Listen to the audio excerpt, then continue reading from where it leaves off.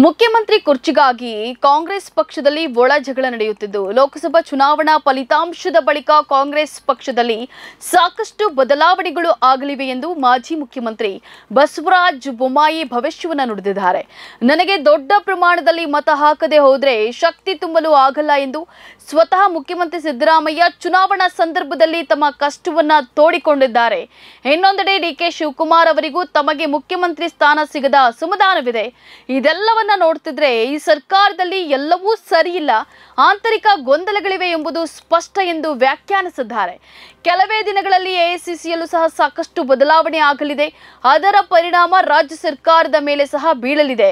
ರಾಜ್ಯದಲ್ಲಿ ಮುಖ್ಯಮಂತ್ರಿ ಆಗಲು ಸಾಕಷ್ಟು ಜನ ಪೈಪೋಟಿಯನ್ನ ನಡೆಸುತ್ತಿದ್ದಾರೆ. ಮುಖ್ಯಮಂತ್ರಿ ಗಾದಿಗಾಗಿ ಮುಸುಕಿನ ಗುದ್ದಾಟ ನಡೆದಿದೆ ಅಂತ ಹೇಳಿದ್ದಾರೆ.